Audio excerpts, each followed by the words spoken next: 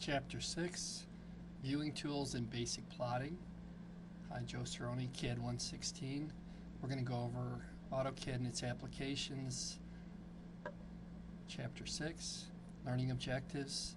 Adjust the graphic window to view specified portions of the drawing. This is called zooming. We just take it for granted. We just turn the wheel on the mouse or push the wheel on the mouse. Using display commands transparently.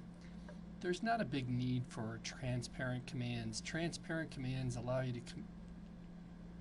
to use a command while you're in a different command, and you do that by typing in the apostrophe, like apostrophe CAL will run a calculator. So maybe you're in the offset command and you need to calculate out a fraction, so you can type in so you could go offset apostrophe cal, and then you could type in a math equation, and then when it solves it, it will actually put that value into the offset command.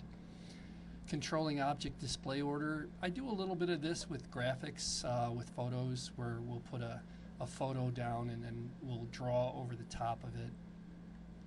Creating named views, multiple model viewports and drawing windows.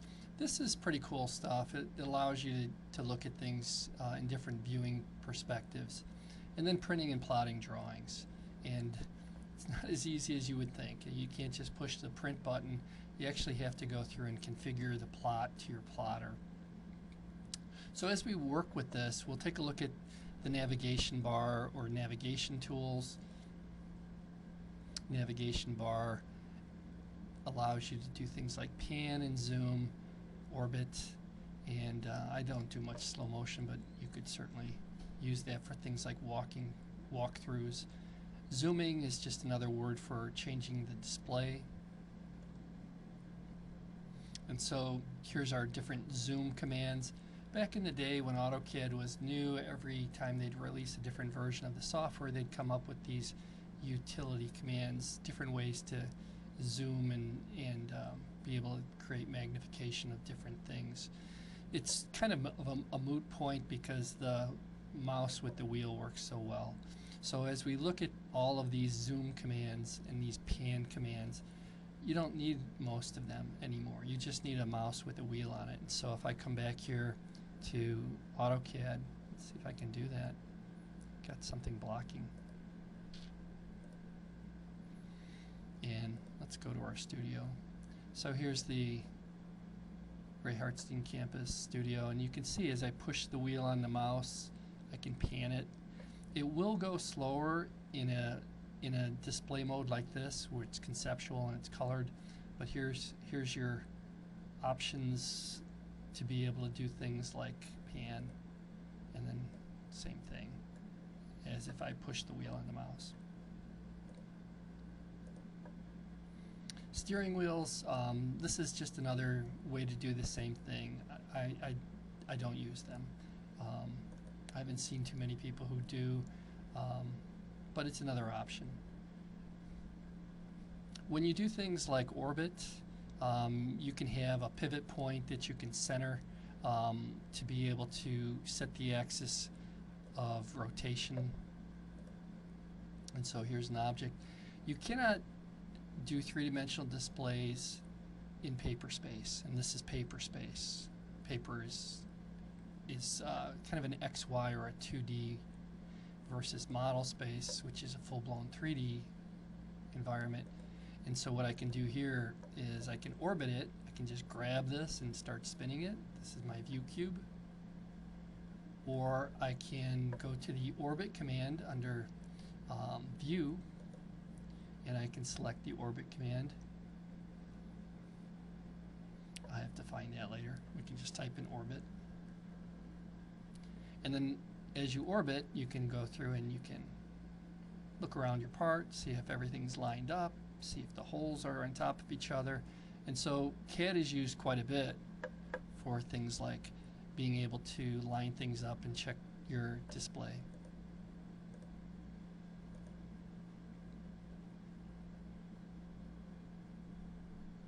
I really don't do much with the animation. I'm going to leave that part out for this time.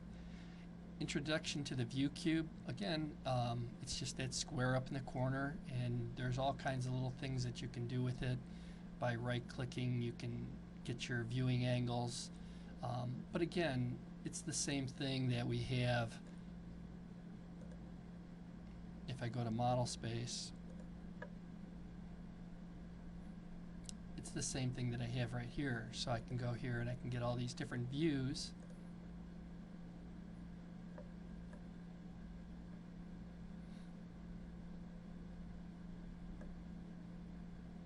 Or I can get them from here, and you can set up these different views.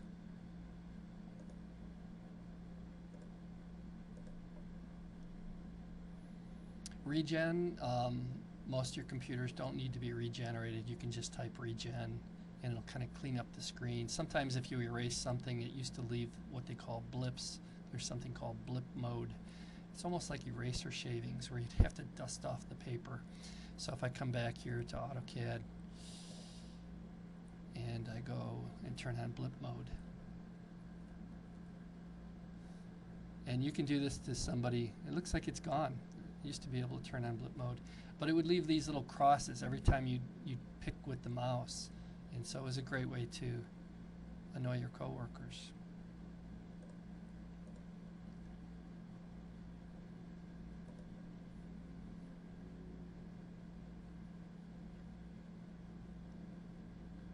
As far as isolating objects, again, not so much use for that at this level. For being able to not show different objects and things like that, we would just put them on a layer and turn it off. Using commands transparently, or controlling the draw order. There's some examples of that on AutoCAD, and so if I go to AutoCAD and then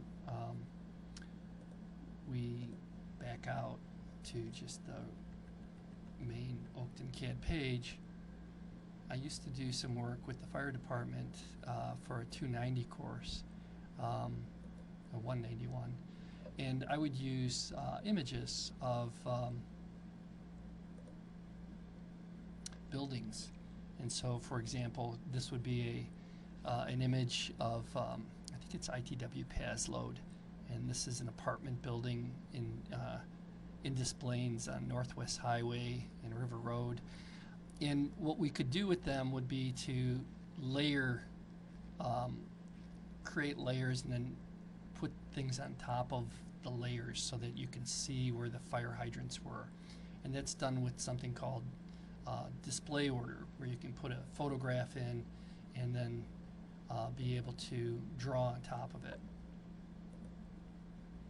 And so we would do things like add these different elements to our drawings. And they're great. You could go through and you can measure things, you can find all kinds of information. The fire department would use it to find fire hydrants, electrical boxes, gas connections, and so whenever there's a call, the fire department would go out and they would have to go and take a look at certain elements. There we are. So draw order is something I can demonstrate it at another time, but that's a good use for it, where you can take an image and you can insert it and then you can draw on it. So let's go and do one rather quickly. File, new. We'll just take a basic AutoCAD template. And then if I wanted to insert a picture, I could say insert raster image. And so raster image. And then you would find a picture to insert. And so if I come in here and I say,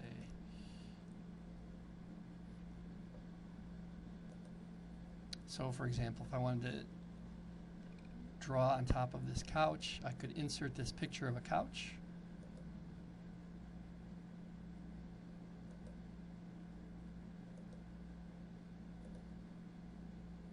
and then I can trace over the top of it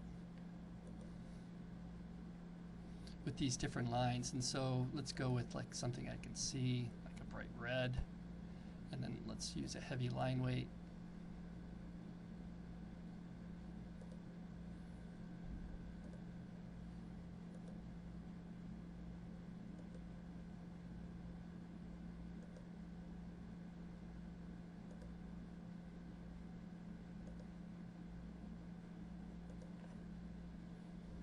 And so it allows you to be able to mix your medias. Named views, oftentimes you'll have a really big drawing and you need to find things. So for example, on a drawing like this, where I could have all these different rooms, what I could do is I could zoom in, and we'll call this our employee lounge. I can type in view,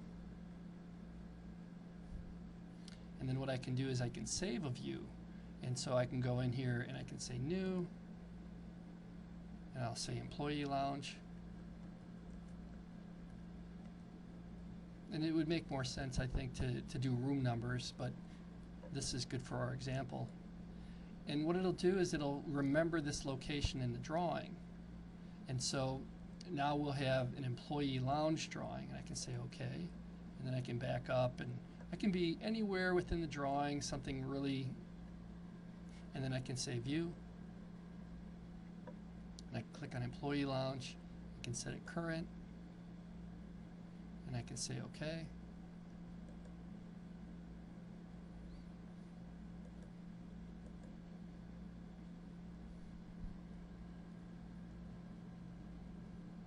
Seems to have glitched on me.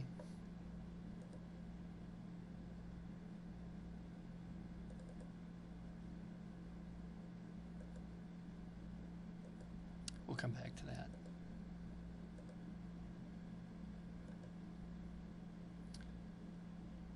So that's our view manager, and it'll allow me to create views which will go back to the same location within the drawing.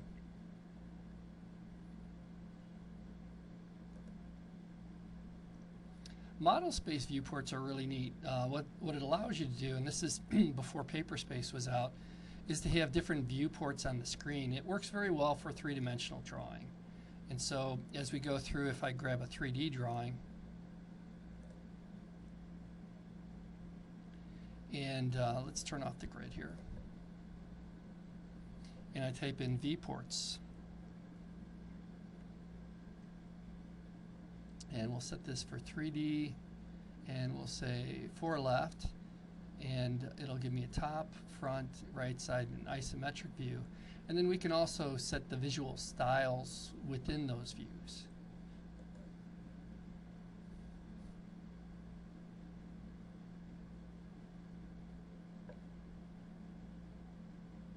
So if I wanted to change the visual style in here, I can go up here and I can say 2D wireframe. And then we have a wireframe. And what's neat about working within different viewports is you can actually toggle between different items. And so I can draw a line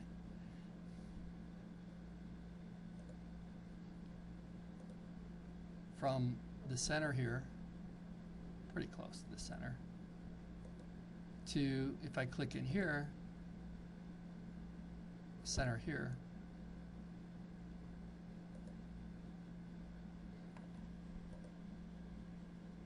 and so you can toggle between the different views and you can see how things are lined up using the viewports command. It's a good thing to do when you have visitors and they want to see the project. It just has kind of a visual effect that people like to see. Working in model viewports, joining model viewports, adjusting model viewports. Viewports are kind of an intermediate aspect, and so we'll go over the basics on them. Basically, what a model space viewport is it allows you to be able to set up what you're going to see within the view. And so, for example, on this mechanical, this is a viewport, this little square here. and it basically, I'm going to delete it, works like this. I can say view, viewport, and I can create a viewport, and what that'll do is it'll give me a window into model space, and I can double click in here. If it doesn't double click and go in there, you can use Control R, and then I need to find my geometry, set my view,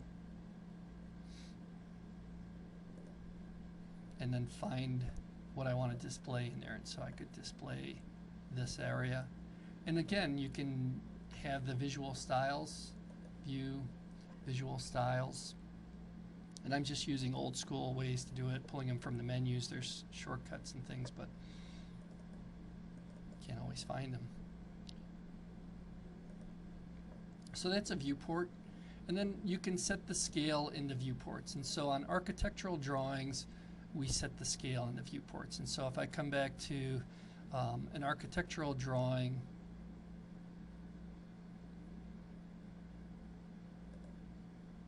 like this one, this orange line around the outside is the viewport, and then you can see it has a scale set of 1/8 of an inch equals a foot, and it's locked. If I unlock it and I want to go with maybe 1/4 of an inch equals a foot,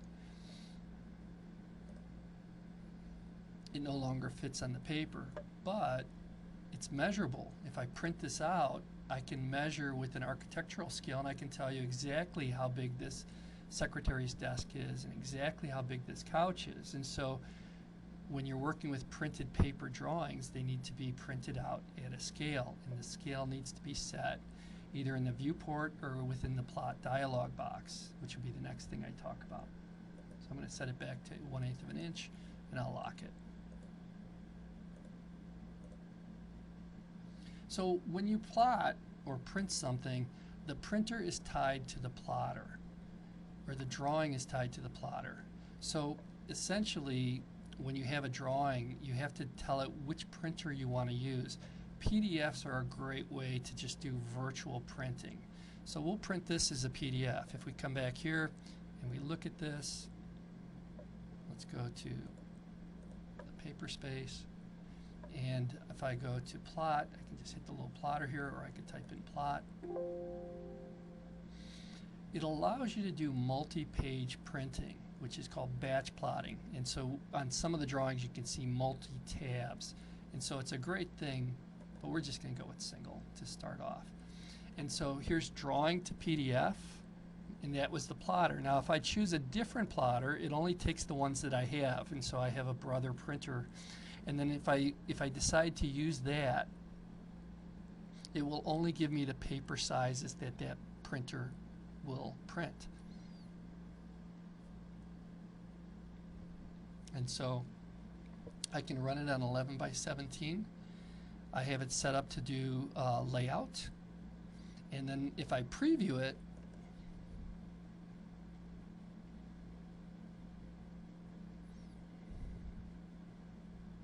you can see where it's on the paper. If I right click and then I set plot, it will send that to my plotter and it will print it. Versus when we're working on architectural drawings,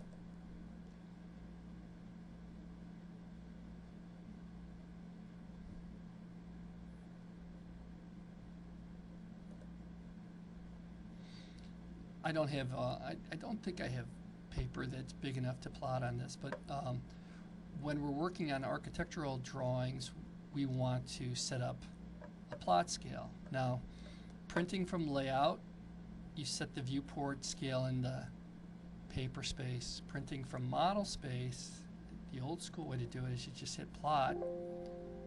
And oftentimes you just need like one room. And so I'm going to say, I'm going to print this to a PDF. And then I'm going to say window. And I'm going to choose the kitchen area that I came up with. And then I can set the scale. I'll take out the fit to paper, and I'll say I want this to be 1/4 of an inch equals a foot, and I want this to be on an 8.5 by 11 sheet of paper, centered, preview. That's just a warning about annotation scale. We can go into that. And so here it is. I can print that, take it into my meeting, and people can measure it and say, yeah, this table, Joe, it's a little too big. It won't fit through the door. Things like that really happen. So, you know, it's very good to be able to understand how to plot things at scale.